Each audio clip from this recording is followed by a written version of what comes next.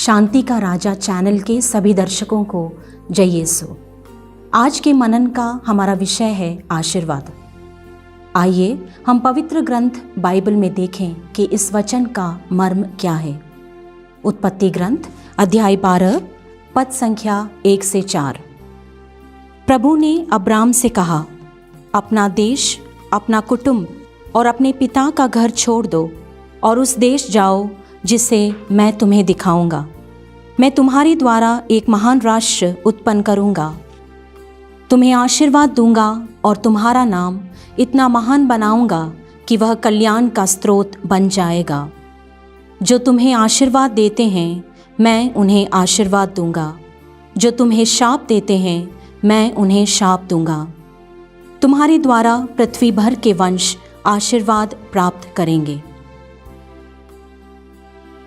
प्रिय भाइयों और बहनों, हम सभी चाहते हैं हमारी ज़िंदगी में कि हमें आशीष, आशीर्वाद और दूसरों से वरदान मिले।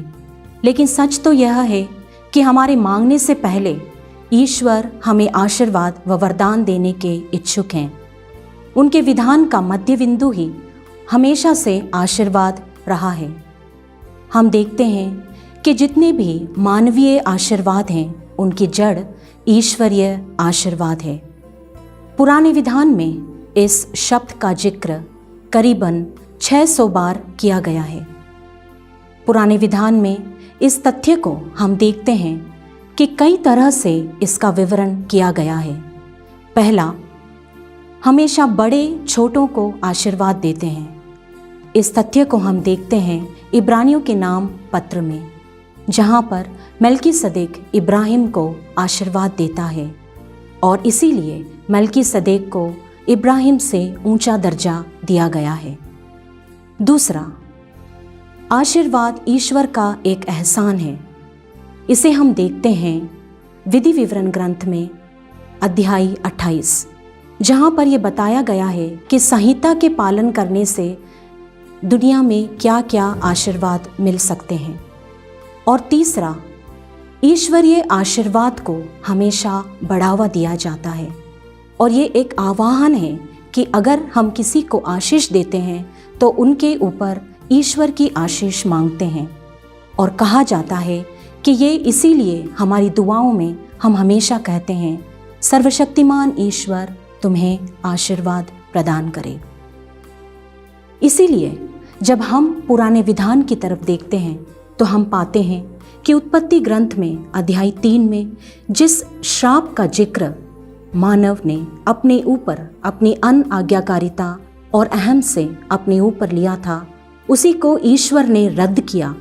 और इसीलिए जैसा कि आज हमने आज के पाठ में ही पढ़ा है 12वें अध्याय में, जहाँ पर ईश्वर अब्राहम से कहते हैं कि तुम्हारे द्वारा पृथ्वी भर के वंश आशीर्वाद पाएंगे। इसीलिए अब्राहम को दी हुई ये प्रतिज्ञा हर आशीर्वाद की जड़ है। और हम ये देखते हैं कि यीशु मसीह में ये प्रतिज्ञा पूरी हुई।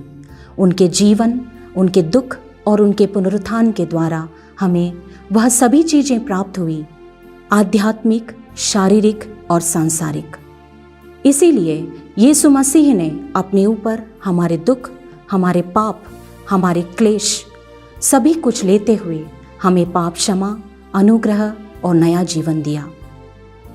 संत पौलुस अपने पत्र में, जो कि वो लिखते हैं गलातियों और एफिसियों को, उसमें वो समझाते हैं कि यीशु मसीह के द्वारा हमें हर प्रकार के आध्यात्मिक वरदान मिले हैं।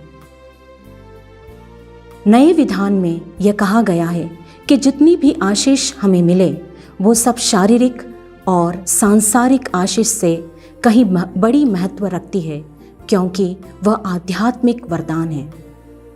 आइए हम प्रार्थना करें। हे ईश्वर, हमें आपने हमेशा से यीशु मसीह में अनेक वरदान दिए हैं। आपके वरदानों की, आपके आशीषों की गिनती नहीं है। हमें कृपा दीजिए ताकि हम इन आशीष को अपने जीवन में व्यतीत करते हुए दूसरों के लिए एक आशीर्वाद बन सकें, और जो वरदान हमने पाए हैं वो वरदान दूसरों के लिए भी हमारा जीवन एक वरदान साबित हो। आमीन।